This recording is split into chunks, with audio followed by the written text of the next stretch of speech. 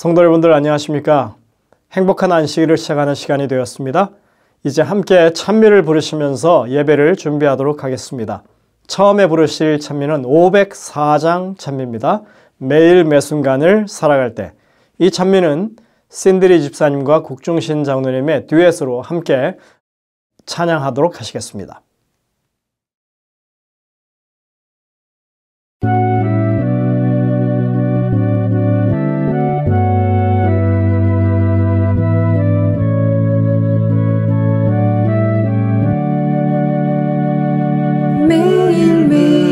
순간을 살아갈 때 시련 속에 힘이 있다네. 우리 하나님의 말씀 믿어 걱정 근심 하나도 없네. 한량 없는 주의 자비하심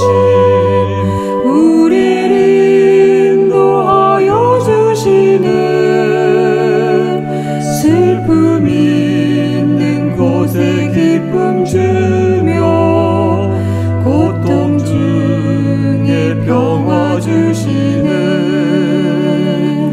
매일 주님 나의 곁에 계셔 순간마다 자비 베푸네.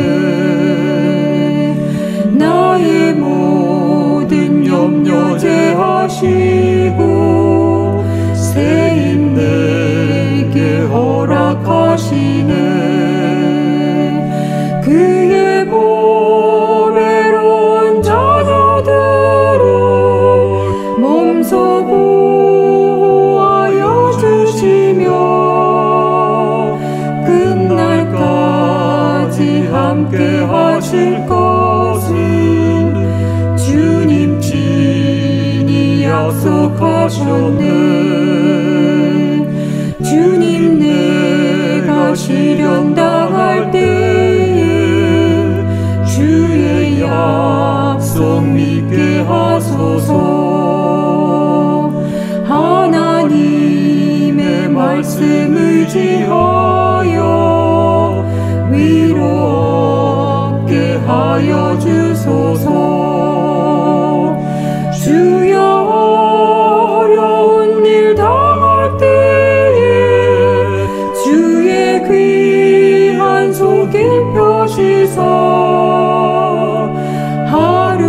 하루하루 도와주옵소서. 천국 문에 이를 때까지.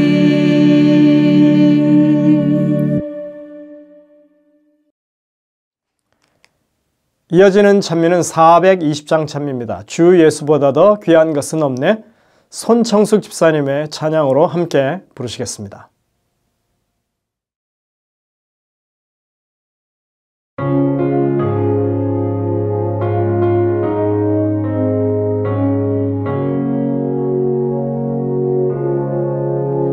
주 예수보다 더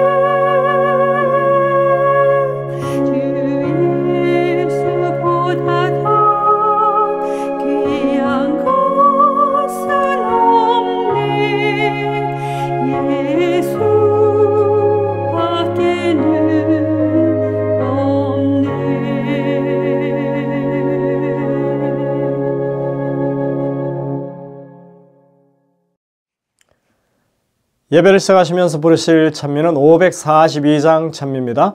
내 평생에 가는 길. 이 찬미는 찬양팀의 트리오로 함께 찬양하시겠습니다. 이 찬미가 끝난 후에 마혜선 집사님의 기도로 예배가 시작됩니다.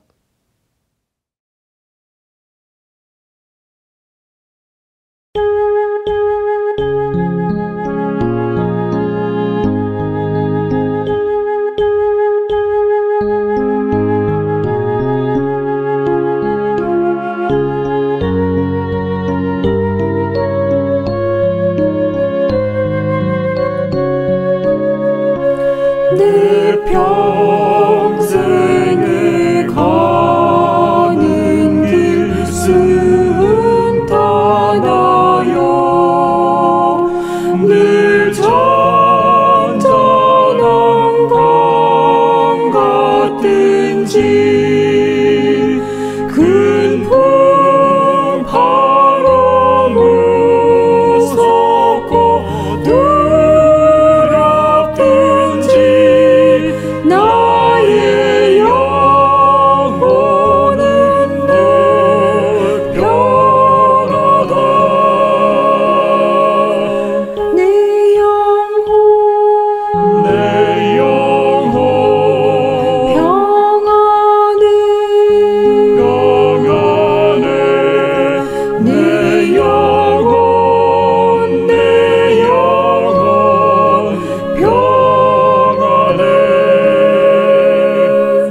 저 마귀는 우리를 삼키려고 입 벌리고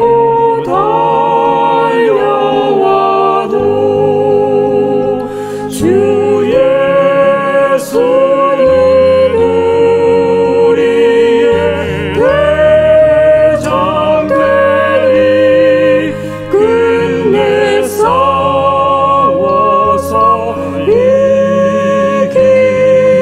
이기겠네. 내 영혼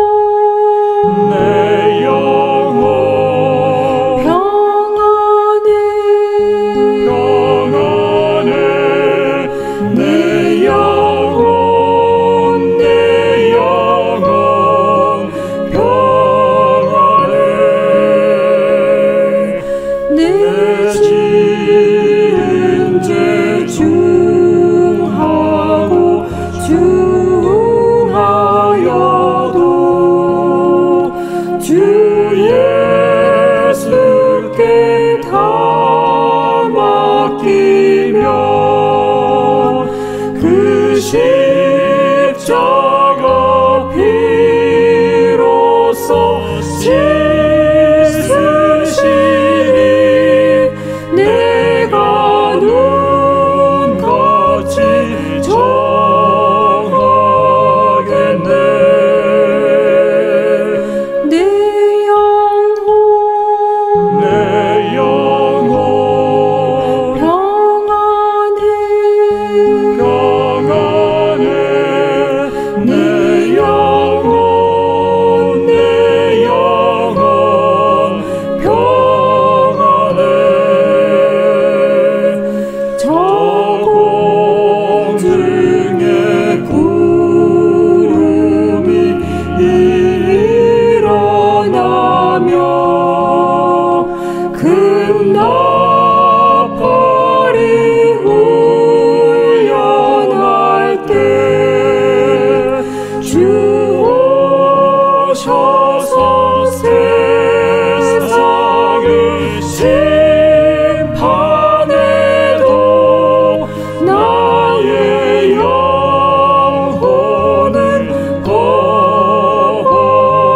걷겠네. 내 영혼 평안해 내 영혼 평안해.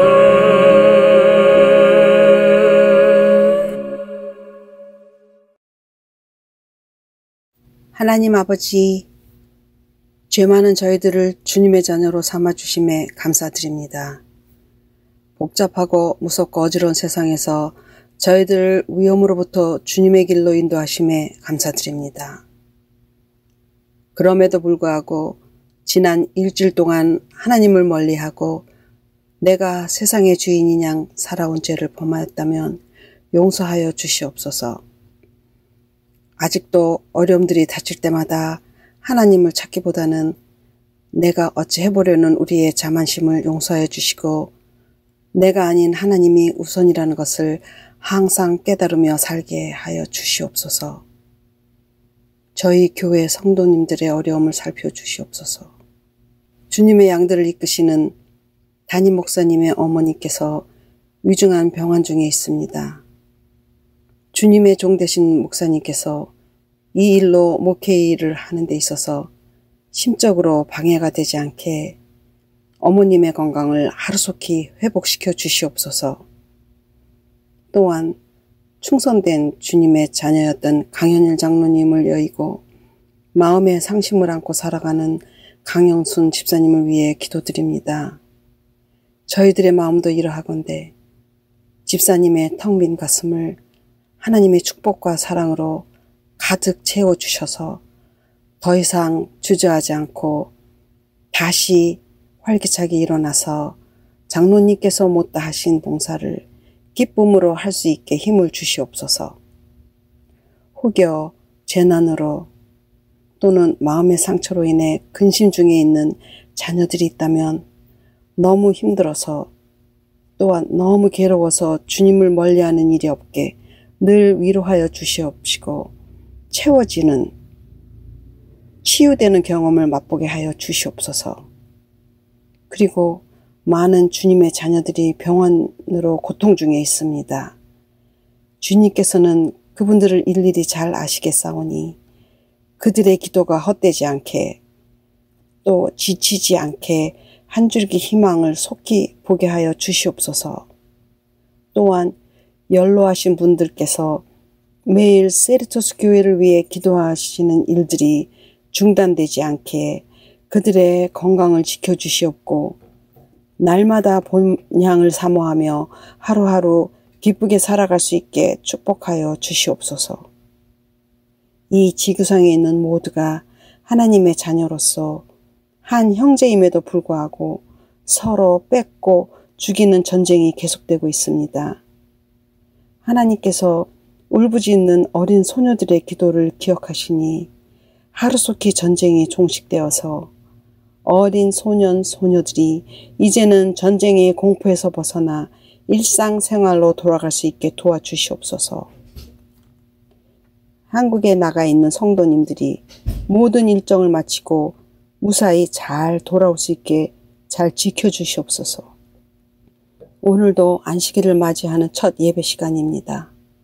비록 비대면으로 보는 예배이지만 단위에 세우신 목사님을 통해 듣는 하나님의 말씀을 잘 새겨서 좋은 밭에 뿌려지는 결실을 잘 맺어서 우리의 믿음이 점점 자라날 수 있게 저의 마음들을 잘 다스려 주시옵소서.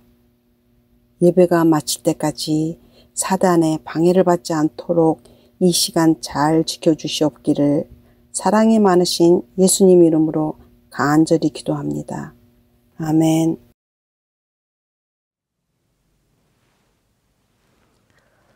성도 여러분들 한 주간 다들 평안하셨습니까? 하나님의 은혜가 넘치는 귀한 안식일 되시기를 간절히 바랍니다. 세상은 언제나 그랬습니다. 전쟁과 재난과 그리고 질병이 끊이지 않는 그런 세상이었습니다. 저희가 오늘날 체험하고 있는 이 모든 것들이 사실은 늘 그래왔던 것입니다. 하지만 우리는 이번에 팬데믹을 겪으면서 상당히 많은 어려움에 봉착해 있습니다. 해야 하던 일들을 제대로 하지 못하고 모이지 못하고 교회가 교회로서의 기능을 제대로 하지 못하는 그런 어려움을 지금 극복해 가고 있습니다. 하지만 이제 모든 것들을 정상화시키기 위한 그런 노력들을 앞으로 계속 저희들이 의지를 가지고 해야 한다고 생각이 됩니다. 예를 들어서 저희들이 이번에 새로 시작한 온라인 찬양팀 사역도 사실 하나의 목표를 가지고 저희가 꾸준하게 계속 발전시켜 가야 하지만 진행 속도가 좀 더디고 또 그것을 제대로 갖추기까지는 아무래도 시간이 걸리는 것 같습니다. 하지만 저희들이 하려고 하는 의지를 가지고 계속 진행한다면 분명히 그러한 일들을 이루게 되고 또 예전보다 더 효과적인 그런 일들을 하게 되리라고 생각이 됩니다. 앞으로 교회에서 하나 둘 펼쳐지는 그러한 새로운 사역들에 대해서 여러분들이 관심을 가지고 참여하시고 또 많이 기도로 후원해 주시기를 당부를 드립니다. 오늘 저녁에는 이제 오클라호마 교회를 섬기시는 전상훈 목사님의 요한 1서를 중심으로 한 5월의 마지막 기배를 듣도록 하겠습니다. 여러분들 하나님의 은혜를 귀하게 체험하시는 시간 되시기를 간절히 바랍니다. 이제 준비된 특창을 들으신 후에 목사님의 말씀을 듣도록 하겠습니다.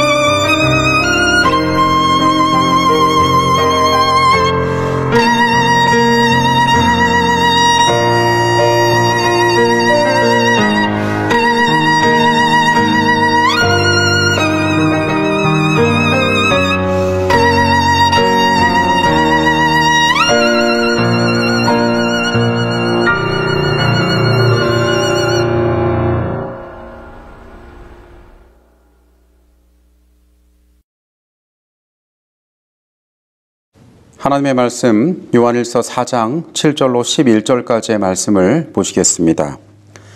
사랑하는 자들아, 우리가 서로 사랑하자. 사랑은 하나님께 속한 것이니 사랑하는 자마다 하나님으로부터 나서 하나님을 알고 사랑하지 아니하는 자는 하나님을 알지 못하나니 이는 하나님은 사랑이심이라. 하나님의 사랑이 우리에게 이렇게 나타난 바 되었으니 하나님이 자기의 독생자를 세상에 보내심은 그로 말미암아 우리를 살리려 하심이라.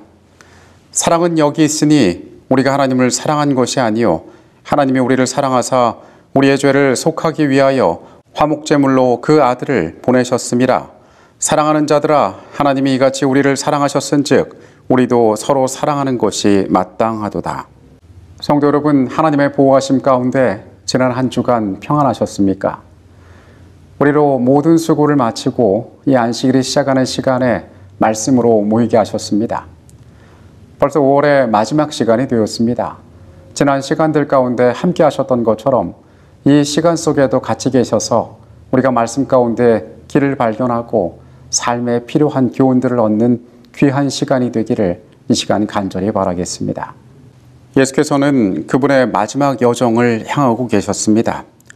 유월절 만찬을 제자들과 함께 하신 후에 겟세마네로 기도하러 가시기 전 제자들과 그 다락방에서 마지막으로 나눈 대화가 요한복음 14장에 기록되어 있습니다.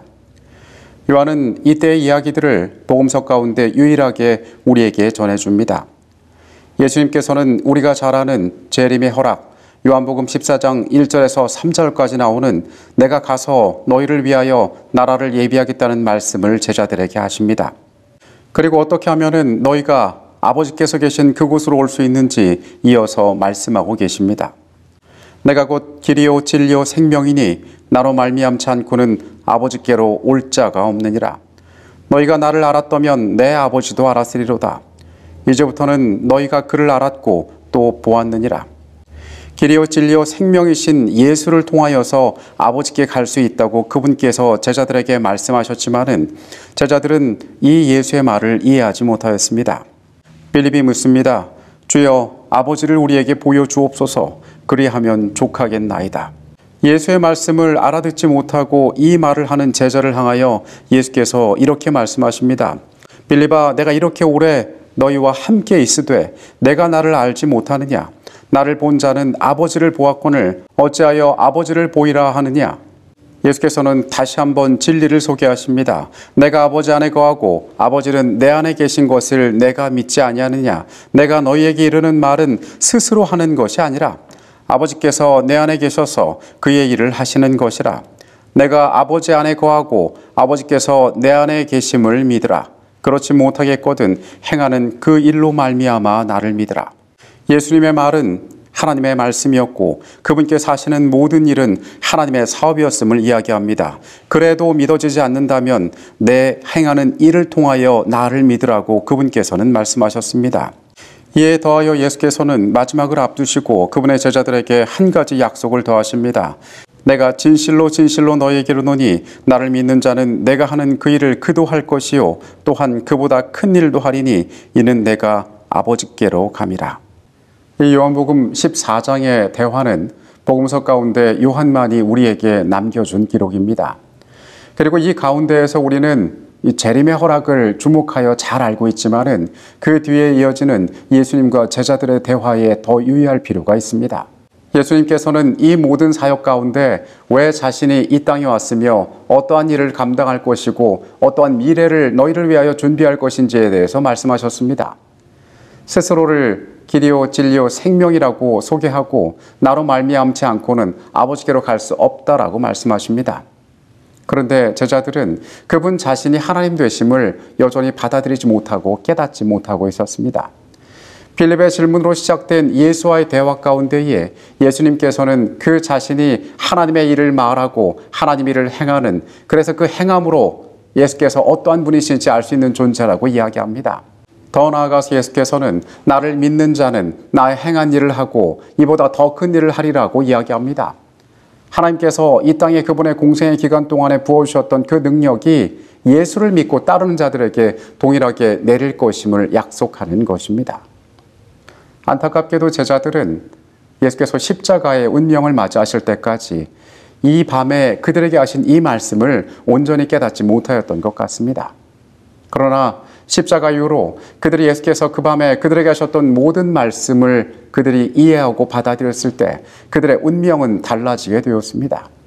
요한은 누구보다 생생하게 그 밤의 이야기를 기억하고 있습니다. 그래서 그는 그가 살아가는 모든 시간을 통하여 그분이 누구시며 어떤 일을 하셨고 무엇을 준비하시고 어떠한 계획 가운데 우리를 두셨고 우리의 삶은 거기에 반응하여 어떻게 살아야 할지에 대해서 사람들에게 이야기하고 전하였던 것입니다. 만약 여러분들에게 하나님이 누구시냐라고 묻는다면 여러분께서는 어떻게 대답하시겠습니까? 우리 주변에 많은 것들이 있는 것 같지만은 하나님이 누구시냐는 질문은 어떤 의미에서 대단히 개인적이고 체험적인 질문이 될 수 있습니다. 요한이 살아가던 시대에 사람들에게서는 하나님이 누구시냐라는 의문이 있던 시대였습니다. 물론 그들 가운데서도 그분에 대해서 알 수 있는 여러 가지 것들이 존재했습니다. 하나님의 말씀이 그들 가운데 있었습니다. 그리고 이 말씀을 풀어서 그들에게 가르쳐주는 자들이 있었습니다. 이것들을 통하여 그들은 하나님에 대하여 생각할 수 있고 그분이 어떠한 분이신지에 대해서 추측해 볼 수 있었습니다. 그러나 그 당시 세계에서는 이 하나님에 대한 이해가 부족해 보였습니다. 사람들이 그들의 마음 가운데 아버지가 어떤 분이신지, 하나님께서 그들에게 어떻게 다가오시는 분인지, 무슨 일을 하시며 어떠한 관계 가운데 계신 분인지 사람들은 충분한 지식 가운데 있지 않았던 것 같습니다. 재림교회 성경주석에 있는 내용입니다. 이 교도들에게 최고의 신적 존재가 있다면 그는 그의 숭배자들에게 거의 관심을 갖지 않고 멀리 떨어진 존재인 반면에 많은 악한 영은 아주 가까이 있다. 그래서 그들은 하늘의 하나님을 무시하고 악마들을 달래려고 한다. 이방인들에게 영적인 존재는 두려운 존재들이었습니다. 절대적인 신이 존재하지만은 그들의 곁에 있지 않고 그들 주변에는 악령들이 있는데 내가 이 악령들에게 시달리며 살아가고 있다고 그들은 생각하였습니다. 삶에 있어서 이 신적인 존재들에 대한 관심은 어떻게 하면 그들의 진노를 피하고 어떻게 하면 그들로 하여금 나를 해코지 하지 않게 만들 수 있을지 이 사람들은 두려움 가운데에 이 신적인 존재들과 살고 있었다라는 것입니다. 이 형편은 다른 처지에 있긴 하였지만은 유대인들에게도 크게 다르지 않았습니다. 고대 유대인들은 때때로 하나님을 그 자신의 백성만을 아끼는 부족신으로 잘못 생각했기 때문에 그들은 그분을 그들 자신의 이기적 야망과 잔인성이 확대된 형상을 지니고 있는 듯이 생각하였다. 유대인들은 그들의 율법을 가지고 있는 자들이었고 하나님이 어떤 분이신지에 대해서 다른 민족보다는 잘 알 것 같은 사람들이었습니다. 그러나 여전히 그들이 알고 있는 하나님께서는 대단히 제한적인 존재로 머물렀으며 이마저 잘못된 오해된 이미지로 그들 가운데 심어져서 공포와 두려움의 대상이 되었다는 것입니다. 그들이 가지고 있는 하나님에 대한 생각 역시 기쁨과 감사보다는 그들의 삶을 어둡게 만드는 우울함과 두려움 가운데 사로잡혀 있었다는 사실입니다. 그런데 이 하나님께서 그들 가운데 오셨습니다. 태초부터 있던 생명의 말씀이 그들 가운데 오셨습니다. 요한은 그분과 동행하면서 다른 제자들처럼 그분에 대해서 선명하게 깨닫지 못하였지만은 요한은 이 모든 과정을 통하여 하나님을 어떠한 분인지 이해하게 되었습니다. 그는 아들을 통하여 아버지를 알게 되었습니다. 아들의 사역을 통하여 아버지 하시는 일을 알게 되었습니다. 그래서 그는 자신이 가지고 있는 모든 친절한 언어를 동원하여서 자신이 만나는 모든 자들을 향하여 다가올 모든 세계를 향하여 그 하나님이 어떠한 분이시고 너에게 무엇을 선물하시고 어떠한 것을 우리의 삶에 원하시는지를 이야기하고 있는 것입니다. 그는 확신하고 있었습니다. 하나님을 온전히 알 때에 그분이 누구신지 알 때에 우리의 삶은 자유할 수 있고 우리의 삶은 새로워질 수 있다고. 그래서 그는 요한복음의 기별 가운데에서 그리고 그의 편지글 가운데에서 하나님께서 그들에게 어떠한 존재가 되시고 너희가 하나님이 누구시냐라는 질문을 받을 때에 어떻게 대답하고 어떠한 삶의 결심을 가질 수 있는지에 대해서 이야기하고 있는 것입니다. 예수께서 다락방에 사셨던 그 말씀은 그의 마음 가운데 깊이 새겨졌고 그분께서 남기셨던 그 진리를 그는 사람들에게 알리기를 원하였습니다. 요한일서 4장 7절부터 있는 말씀을 봅니다. 사랑하는 자들아 우리가 서로 사랑하자. 사랑은 하나님께 속한 것이니 사랑하는 자마다 하나님으로부터 나서 하나님을 알고 사랑하지 아니하는 자는 하나님을 알지 못하나니 이는 하나님은 사랑이심이니라. 요한은 사람들을 사랑하는 자들아라고 친절히 부르면서 우리가 서로 사랑하자라고 이야기합니다. 우리가 사랑이신 하나님께로부터 넘치는 사랑을 받았으니 우리 역시 이 사랑을 다른 이들에게 나누는 것이 마땅하다고 이야기하는 것입니다. 그는 사랑하지 아니하는 자는 하나님을 온전히 알지 못한다라고 말하면서 우리 가운데 하나님의 사랑이 존재한다면 우리는 기꺼이 사랑을 나누는 존재가 될 것이라고 이야기합니다. 요한은 그가 경험했던 모든 시간들 가운데 예수 그리스도를 통하여 바라본 하나님 그 자신은 바로 사랑이라는 사실들을 사람에게 알리고 싶어 합니다. 그래서 그는 하나님은 사랑이시라는 말을 반복합니다. 그래서 하나님의 사랑을 받은 우리는, 하나님의 사랑을 아는 우리는 그 사랑 가운데에 어떠한 모습으로 이 땅을 살아가야 할지에 대해서 이야기하고 있습니다. 하나님은 사랑이심이라, 이 단순한 말로 그는 우리에게 하나님이 어떠한 분이신지를 알려주고 있습니다. 9절부터 그는 그 사랑이 어떠한 것인지를 우리에게 말합니다. 하나님의 사랑이 우리에게 이렇게 나타난 바 되었으니 하나님이 자기의 독생자를 세상에 보내심은 그로 말미암아 우리를 살리려 하심이라. 사랑은 여기 있으니 우리가 하나님을 사랑한 것이 아니요 하나님이 우리를 사랑하사 우리 죄를 속하기 위하여 화목제물로 그 아들을 보내셨습니다. 사랑하는 자들아, 하나님이 이같이 우리를 사랑하셨은즉 우리도 서로 사랑하는 것이 마땅하도다. 요한은 사랑은 여기 있다라고 이야기합니다. 그 사랑의 내용은 하나님께서 그 독생자를 우리에게 보내시고 우리의 죄를 사하기 위하여 그를 화목제물로 삼으셨다라고 이야기합니다. 하나님께서 우리를 향하여 베풀어 주신 이 이해할 수 없는 놀라운 친절과 구원이 우리를 향하여 보여주신 그분의 사랑이라고 이야기합니다. 앞서 이야기한 것처럼 많은 사람들은 하나님에 대하여 오해하고 있었습니다. 그들의 삶에 막연히 존재하는 절대자에 대하여 오해하고 있었습니다.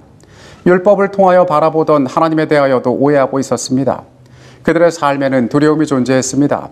그러나 요한은 온전히 아버지를 바라보았으니 아들을 통하여 바라본 아버지는 그들에게 사랑을 주셨던, 아낌없이 모든 것을 내주었던 사랑 그 자체이신 분이셨습니다.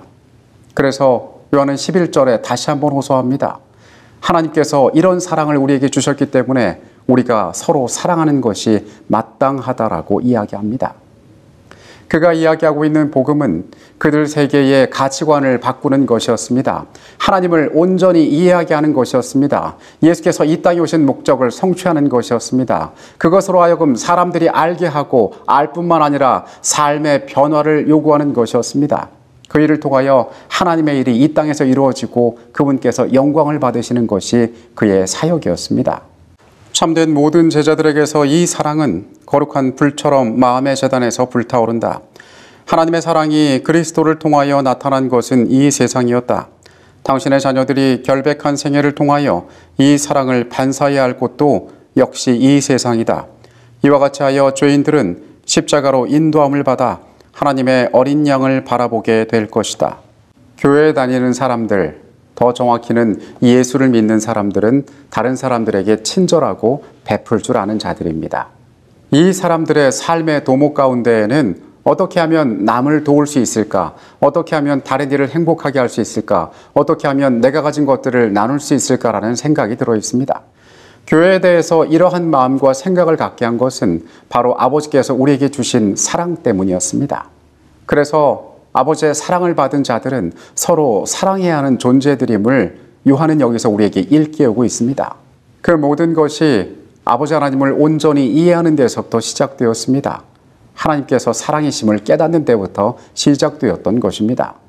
12절입니다. 어느 때나 하나님을 본 사람이 없으되 만일 우리가 서로 사랑하면 하나님이 우리 안에 거하시고 그의 사랑이 우리 안에 온전히 이루어지느니라. 그의 성령을 우리에게 주심으로 우리가 그의 안에 거하고 그가 우리 안에 거하시는 줄을 아느니라. 요한은 우리 가운데 누구도 하나님을 보지 못하였다라고 이야기합니다. 그러나 우리가 서로 사랑할 때에 하나님께서 우리 안에 거하시고 그 안에서 온전한 것들이 이루어질 것이라고 이야기합니다. 그리고 그는 예수께서 그 다락방에서 그들에게 하셨던 성령에 대한 약속을 상기하였던 것 같습니다. 요한복음 14장 12절에 예수께서 이렇게 말씀하셨습니다. 나를 믿는 자는 내가 하는 일을 그도 할 것이요 또한 그보다 큰 일도 하리니. 사랑을 아는 자들은 하나님을 아는 자들입니다.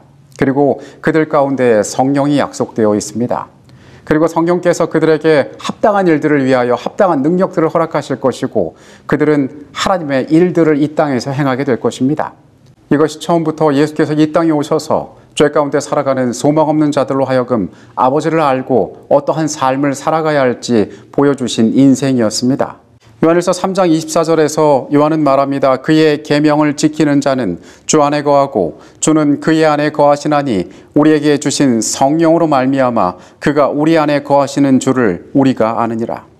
우리는 아들을 통하여 아버지를 바라봅니다. 그리고 아버지의 사랑을 아는 자들, 그 믿음 가운데 거하는 자들에게 성령을 약속하십니다. 그것이 하나님의 백성들의 삶이 될 것입니다. 아버지가 아들을 세상의 구주로 보내신 것을 우리가 보았고 또 증언하노니 누구든지 예수를 하나님의 아들이라 시인하면 하나님이 그의 안에 거하시고 그도 하나님 안에 거하느니라. 예수께서 그들에게 하셨던 내가 곧 길이요 진리요 생명이라고 말씀하셨던 아들을 믿는 자는 아버지를 안다라는 예수의 그 가르침을 요한은 다시 한번 반복하고 있는 것입니다. 우리는 이 장면에서 그 세계에서 예수 그리스도의 자리를 향하여 끊임없이 도전하던 수많은 이설들이 왜 문제였는지를 잘 깨닫게 됩니다. 우리는 왜 요한이 그토록 이 아들을 부정하는 자들에 대하여 경계하고 있는지를 알게 됩니다. 예수 그리스도께서 사람들 가운데 구주가 되시지 못한다면, 그분을 받아들이지 않는다면 그들은 아버지를 볼 수가 없을 것입니다. 또한 아버지의 사랑이 그들 안에 있지 않게 될 것입니다. 그들은 하늘의 일을 하지 못하게 될 것이었습니다. 그래서 요한은 이 아들에 대하여 예수께서 그들에게 가르치신 것처럼 너희가 이 아들을 통하여 아버지를 볼 수 있다라고 이야기하고 있는 것입니다. 하나님이 우리를 사랑하시는 사랑을 우리가 알고 믿었노니 하나님은 사랑이시라.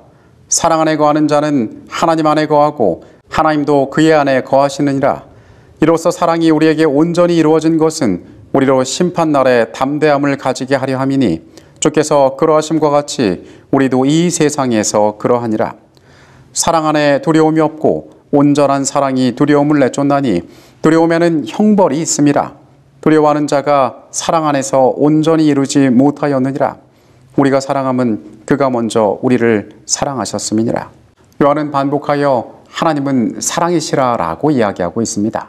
우리가 고대의 신화들을 살펴보면 사람들의 생각 가운데 신들에 대한 그들의 생각이 어떠했는지를 알게 됩니다. 신들은 질투하고 시기하고 때로 이기적인 존재들이었습니다.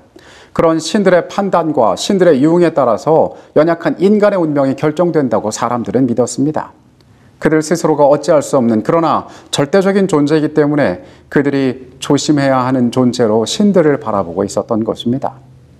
어떠한 신화에서는 신들이 심심해서 인간을 창조했다라는 기록도 나오고 있습니다. 우리 스스로가 아무것도 결정할 수 없는, 그리고 어떠한 가치도 부여받지 못하는, 우연에 의해서 탄생된, 그래서 누구로부터 도움도 받지 못하는 자신의 운명을 바깥의 외부적인 요인에 맡기고 자신에게 행운이 주어지지 않는다면 생존할 수 없는 존재로 인간 스스로를 생각하고 있는 것 같습니다. 어떤 의미에서 죄 가운데 살아가는 인생이 그와 같은 모습인 것은 맞습니다. 우리는 죄로 말미암아 절망의 상태에 빠진 존재들이었습니다. 그런데 요한은 그가 만났던 하나님의 아들이 그에게 들려주셨던 그 다락방에서 알게 하셨던 그 음성을 기억했습니다. 그리고 그 주님께서 자신의 삶을 향하여 어떠한 소망을 주셨는지도 기억하고 있었습니다. 그래서 그는 가장 친절한 언어들로 하나님이 어떠한 분이신지를 우리에게 말하고 있는데 그는 하나님은 사랑이시라라고 이야기하고 있습니다. 이것이 하나님의 온전한 모습이었습니다. 주께서 어떻게 사랑이심을 그는 우리에게 이야기합니다. 하나님께서 독생자를 우리에게 주시고 우리의 죄를 구속하기 위하여 화목제물로 그를 바치셨음을 우리에게 이야기합니다. 그리고 그렇게 사랑받은 너희는, 이러한 사랑을 아는 너희는 서로 사랑함이 마땅하다라고 이야기합니다. 너희가 믿음 가운데 거한다면, 너희가 하나님을 믿는 사랑 안에 거한다면 너희 가운데 성령께서 함께 하셔서 너희가 더 큰 일을 하게 될 것이라고 이야기하고 있습니다. 요한일서 5장 13절에서 그는 자신이 이 서신을 쓴 목적이 영생이 있음을 알게 하기 위함이라고 이야기했습니다. 우리가 사랑이신 하나님에 대하여 온전히 알 때에 우리는 심판의 날을 두려워하지 않고 준비할 수 있게 될 것입니다. 우리가 하나님에 대하여 온전히 알 때에 우리 가운데 두려움은 사라지게 될 것입니다. 인간은 하나님을 두려워해야 하는 존재입니다. 그러나 이 요한일서가 말하고 있는 두려움이란 것은 우리가 하나님을 경외하는 것과는 다른 두려움을 말합니다. 불확실하고 막연한 공포를 이야기하고 있습니다. 우리가 하나님에 대하여 온전히 알지 못할 때에 인간은 그러한 불안과 염려 가운데 휩싸이게 됩니다. 우리가 그분에 대하여 온전히 알고 그분을 우리 가운데로 받아들일 때에 우리는 진정한 자유함과 삶의 방향을 찾을 수 있다라고 성경이 가르쳐주고 있는 것입니다. 이 땅을 살아가는 우리의 삶이 많은 순간 헤매이고 있습니다. 어쩌면 이 모든 문제의 근원들은 우리가 하나님에 대하여 온전히 알지 못함으로 일어나는 문제들일 수 있습니다. 그분에 대하여 올바로 안다면, 하나님이 어떠한 분이신지를 안다면, 하나님께서 내게 하신 일들을 안다면, 그리고 하나님께서 내게 원하시는 것들을 알아간다면 우리의 삶은 다른 기쁨과 감사 가운데 거할 수 있습니다. 하나님께 대한 최고의 사랑과 상호 간의 이기심 없는 사랑, 이것이 우리의 하늘 아버지께서 주실 수 있는 최고의 선물이다. 이것은 충동이 아니요 거룩한 원칙이며 항구적인 능력이다. 성별되지 않은 마음이 이 사랑을 일으키거나 산출할 수 없다. 예수께서 다스리는 마음 속에만 이 사랑이 나타난다. 우리가 사랑함은 그가 먼저 우리를 사랑하셨습니다. 거룩한 은혜로 새롭게 된 마음 속에서 사랑은 행동을 지배하는 원칙이 된다. 이것은 품성을 수정하고 충동을 지배하고 감정을 억제하고 애정을 고상하게 한다. 마음속에 간직된 이 사랑은 생활을 유쾌하게 하고 주위에 있는 모든 사람에게 품이 있는 감화를 끼친다. 편지를 시작하면서 요한은 너희도 우리와 같은 사귐이 있기를 원한다라고 독자들을 초대하였습니다. 그리고 그의 편지 가운데 끊임없이 사랑하는 자들아라고 부릅니다. 가장 친절한 언어들로 하나님이 어떠한 분이신지 그가 알려옵니다. 그리고 이 하나님이 사랑이심을 너희가 알고 그 믿음 가운데 너희가 살아갈 때에 너희의 삶이 어떻게 변화될 것이고 어떠한 증거들을 나타낼 것인지에 대하여 이야기합니다. 죄의 운명을 가진 인간이 어떠한 선물을 받았으며 어떻게 새로워질 수 있는지 그는 이 땅에 오신 말씀을 통하여 우리에게 가르쳐주고 있습니다. 태초부터 있던 생명의 말씀에 관하여 가장 잘 알고 있던 이 사람은 오늘 그렇게 너희가 아버지를 발견해야 한다라고 이야기하고 있습니다. 하나님은 사랑이시라고 요한은 말합니다. 이 말씀에 깊고 위대한 의미들이 우리의 생애 가운데 들어오게 되기를 간절히 바랍니다. 요한은 한 가지 더 강조하는 것이 있으니 그것은 그가 먼저 우리를 사랑하셨다는 사실입니다.